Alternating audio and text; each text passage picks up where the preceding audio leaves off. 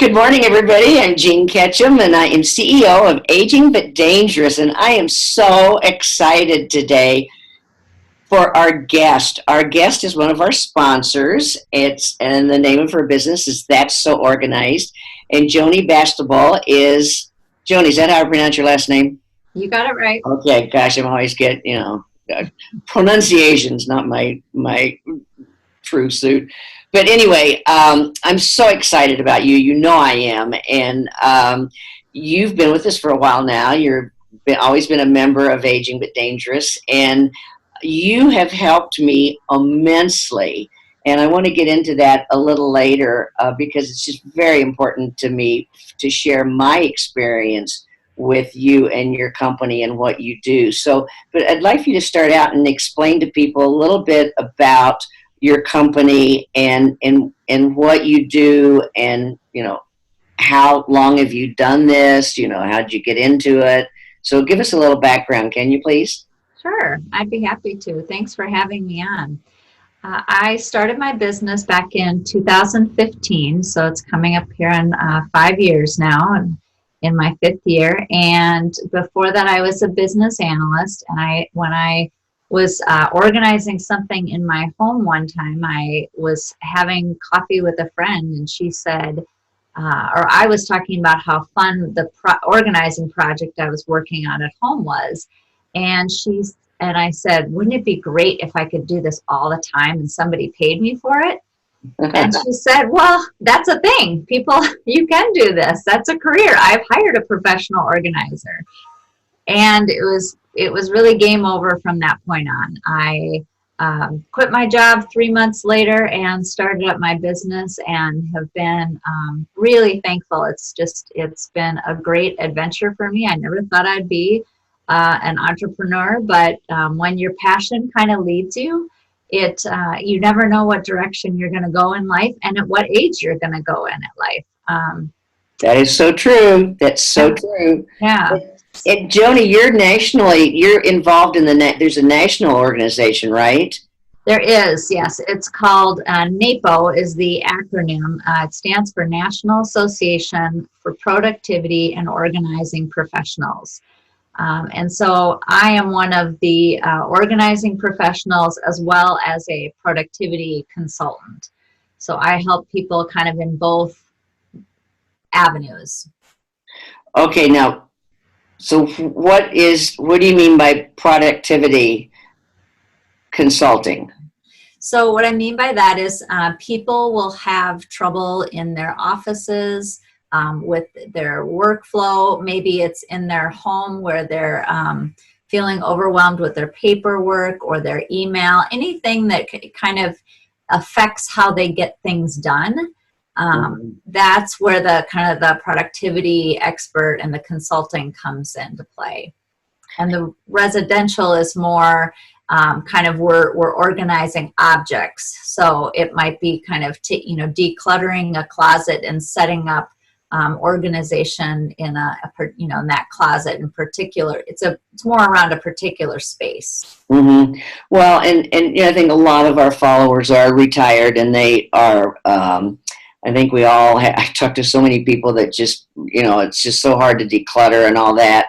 But what I really want to talk about today, and share my experience with you, is mine has been my desk, the business, but still, I'll just tell everybody, I am, I'm just not a very organized person. And then things just get so piled up on my desk. My desk isn't very big, Joni, as you know, but you have helped me so much with that. But I also am a recipe collector, and I have said to you several times, these recipes are going to bury me, because I look at recipes and I print up recipes from the internet, and I just get stacks and stacks of them. And then you came in and you helped me so much with that, but so much with my desk. Can you just kind of tell people what you did for me, because I am so grateful. And I'm so grateful for you, because I put my hands on something the other day that I would never have been able to find and I'm not, as you know, and as I said to you, I'm not a filing person, and yet you got me through that of being able to find things without having to file everything. I don't know, Joni, can you kind of explain how you helped me? Sure. It was so I took you through the process like I do everyone, and so we kind of started out finding out what were your areas that you're struggling with, what's kind of bothering you, what's bogging you down, what is not working in your space, what can't you find, those kind of things. And kind of as we went through your desk and your office space, things kind of start to rise to the surface of what's bothering you and what we need to create a system for or find a place for. So the way that a professional organizer looks at things is they want to make sure they understand who you are and how you operate. So take, for example, your calendar. You are a paper calendar person. Some people are electronic calendar people. So you want to work within who you are, and then build off of that. I would never make a person who's a paper calendar person be a digital calendar person, because we want to make it easy for you to be successful. And so everybody in their space, and you included, you had some things that were working. You had a particular spot for, there was a couple things that you're like, well, this is where I keep this. So everybody has a spot or some sort of system that is working. And so we just try and take that and build on that. And that's what we did kind of for your recipes. You already had a little bit of system, and we tweaked it and we changed it. But I really believe that people are not lazy. When I hear that from almost every client, that they say, well, I'm just lazy. I don't believe it. I really don't. People want to be successful, and they want to do things that will help them in their life and in their business, but there's something kind of inhibiting them from putting it away, or being more organized or being more efficient. And so it's finding those things that can make it easiest for who they are. That's what's going to make them more likely to have that system be successful. It's not a matter of laziness. Well, yeah, and you're kind of like a psychologist. I mean, like I said to you in the beginning, I said, every time I put something away in the file drawer, I lose it. Even though it's in a file and I know it's there, I still lose it. So I think what was amazing for me was that and I'm looking at my desk now, you helped me put things on top of my desk in files or boxes or little compartments, a little urgent file here right by my computer that it's right at my fingertips. Whereas if all this stuff, if some organizer would have come in here and said, okay, you got to file these away in these two, filing drawers, I would have been absolutely lost. Now that sounds crazy and it sounds stupid, but you do understand that. And that's what I want to get across to people is this was really, it wasn't easy, but it was like you really understood how I worked, like with the paper. And it does take a while. You can't do this all in one visit, right? This is a process. Right. And that's a really important point, because people have been doing their habits and things that haven't been working for them for a long period of time. So part of the organizing process is, finding homes for things, setting up systems, and then systems take a while to adopt and to assimilate and become part of kind of your daily life and who you are. And that's the benefit of an organizer and a productivity consultant, is that we come, over a time period, so that if it's been, 2 weeks or 3 weeks or something like that, and we come back in and we check on you, and we say, well, how's this working? what didn't work? Is there anything that, we need to tweak? We very much believe that if something is not working, you're not bad, you're not wrong, you're not lazy. It's that something needs to be tweaked or something needs to be changed. And so we might try something else. That's kind of the basic tenet of helping people be organized and productive and more efficient is that we are idea generators. So we obviously have helped many people. And so we'll kind of say, well, what about this? This might work with who you are. Like you were just talking about, Jean, you're a person who's out. I call people like you out people, they have to have some more things that are out and that they can be, that they can see. And the key is just to have things out, but still kind of in a nice, organized way where they still kind of have homes. And then all that information is supported in a process and supported in a system. And so that's what you and I created together. So it's not that the organizer comes in and says, do this. It's a collaboration between myself and you to say, let's figure out a different way to kind of do things. And then let's see if it works and try it out for a while. Well, and that's what I love about our session today, Joni, is that we're talking about kind of an overall thing and kind of, what I've gotten out of it and what you've done for me. And we're going to have some more sessions with you because we want to get more into some more technical things and more specific things.